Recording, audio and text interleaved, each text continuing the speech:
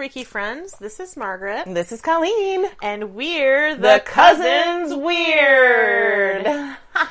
And we are recording today in an adorable little cottage on Lake Pleasant in the Adirondacks at Stratford, New York. Stratford, New York. It's beautiful here. It's so cute. It's like a vintage thing going on. I don't know. We're just right on the water, and it's just... I can't even describe how cute this place is. This place has 3 decks, and they're all, like, different levels. So, like, we could be up here next to the cottage or down a level and then down on the water. There's kayaks. It's just beautiful. The lake in the morning is just still and quiet, and it's picturesque. And it's exactly what we needed for a girls' weekend away. Yes.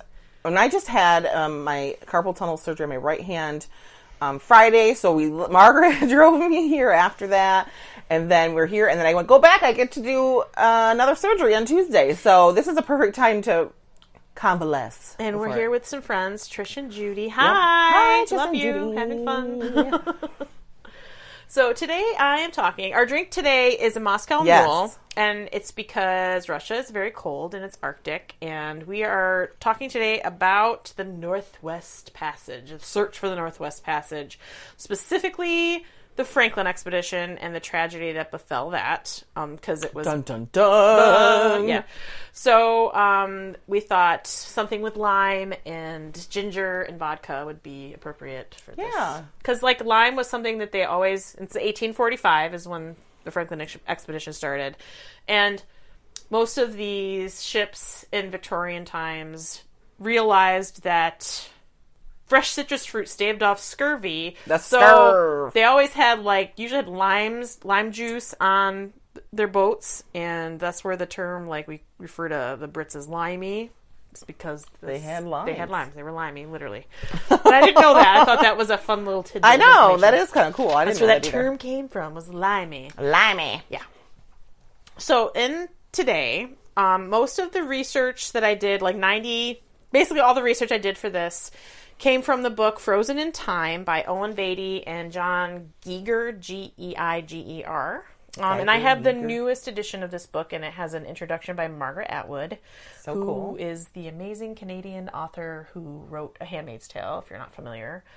But this takes place, the Northern Passage is northern Canada. It's like Britain was obsessed with finding a passage from Britain to China where they didn't have to go around Africa, the Cape of Good Hope there. And they were trying to find a quicker route through northern Canada. And it's Arctic. It's cold and dark and desolate and horrible. Right. There's nothing. Nothing grows there. I mean, maybe lichen in the summer, but the summer months is 4 months of summer, and it's dark from November to February. It's a vampire's dream. It really is. It's pretty desolate, and it's so cold. Except there's no people. So and the water freezes over, and there's glaciers, and it's not a environment palatable to human life. No. It is not.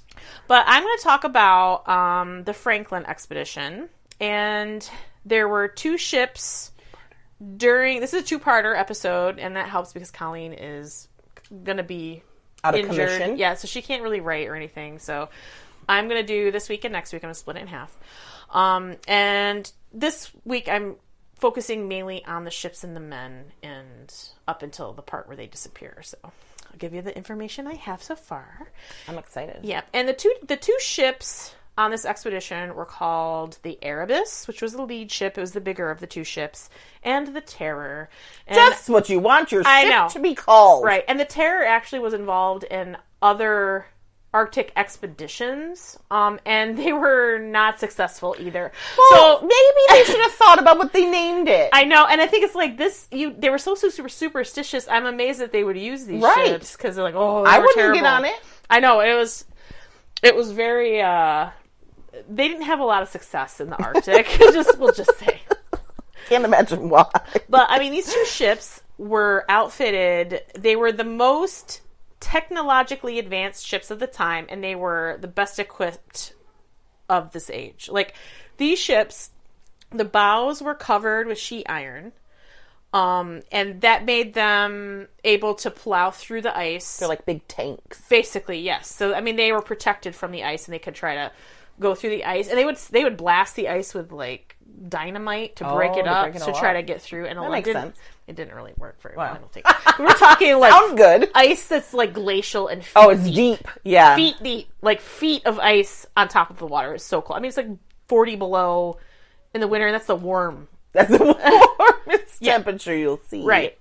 But they also had these tubular boiler systems, and they had a steam-forming apparatus, I can't talk today, which basically piped hot water under the decks. They warmed the berths where the men slept and all the other parts of these vessels. That's so so basically cool. think of radiant heat in your house where you have a boiler and tubes that run in the floor, and the boiler heats water and the hot water runs through these tubes and heats your floor. This is what was on these ships. And that's like amazing for... I can't even believe they had that. 1845. No kidding. Right? And, put that in my house. Right. They had galley stoves that had built-in desalinators so they could make fresh water from seawater, basically. And they had entire steam locomotives that were specially adapted with screw propellers installed in both of these ships. So if it got to a point where they couldn't, like the ice was thick and they were having trouble maneuvering through these ice blocks in the water, they could build up steam in these locomotives that would turn this screw propeller in the back of the ship and push them through the ice, like a turbo power. Yeah, and with the iron plating on the outside, it basically made them like tanks in the water or plows or something. So it helped to propel them through the water so they could go further before winter set in. Makes sense, right? Now, these ships were originally to be commanded by Sir James Clark Ross, but his wife didn't really want him to go on another. He had been on other expeditions on the Terror. It was his boat, and his wife was not happy about him leaving, because I mean, these a lot of these expeditions, they'd be gone for years, like 2 or 3 years, and you didn't know if they were alive or dead. You had no word from people. Yeah, that's horrifying. And you're on a boat called the Terror.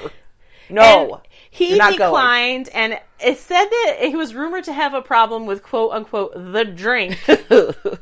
Right, so he might have been an alcoholic. Ended up not commanding these ships at all, and that illustrious title went to Sir John Franklin. He was a 59-year-old Arctic veteran. Like That's so old. He was a Navy man. He joined the Navy. I mean, not now. It's not old. Right. So if you're 59, don't be offended. I'm just being in the time. At the time, yeah. Especially to command this type of expedition that was going to be years gone. You know? And he joined the Navy when he was 14. He fought in the Napoleonic Wars against Napoleon, obviously.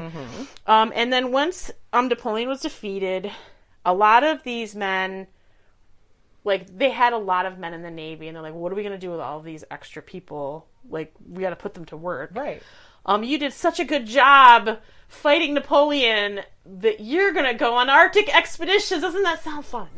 Yes. Let's reward our brave men and send them off to a dismal frozen land. Yes. So in 1818 Yay, you. is when he began his service for the Navy in polar expedition. Right. And in 1819, when he was 33, he had the command of an expedition overland ordered by the British Admiralty from the Hudson Bay to the Polar Sea. And he was supposed to map the unexplored Arctic coast.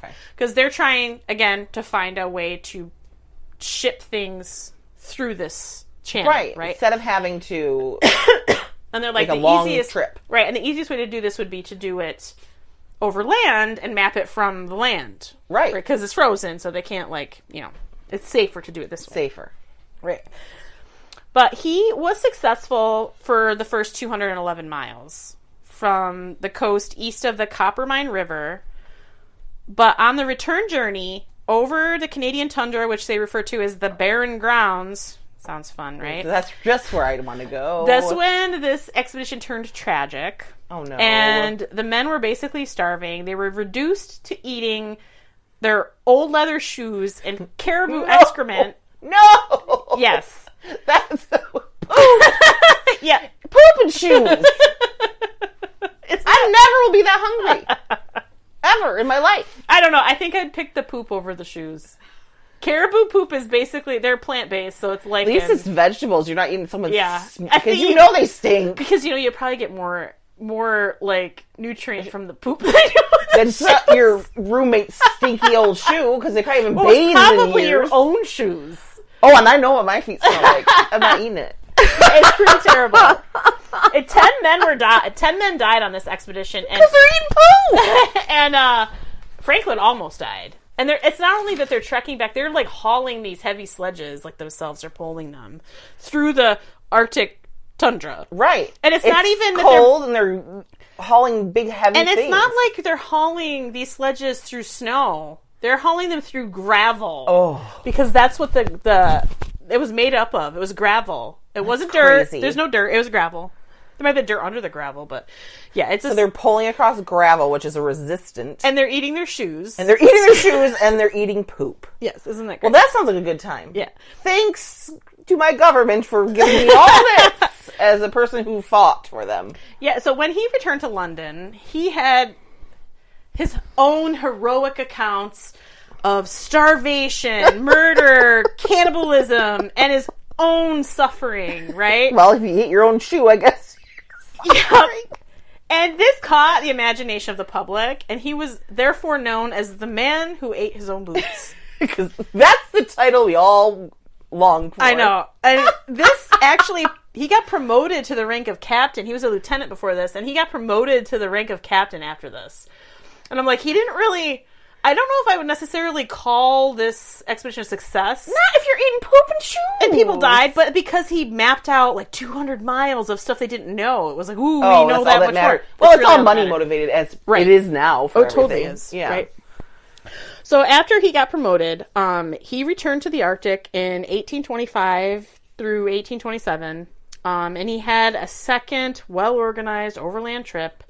And it resulted in him mapping another 397 miles of the Arctic coastline.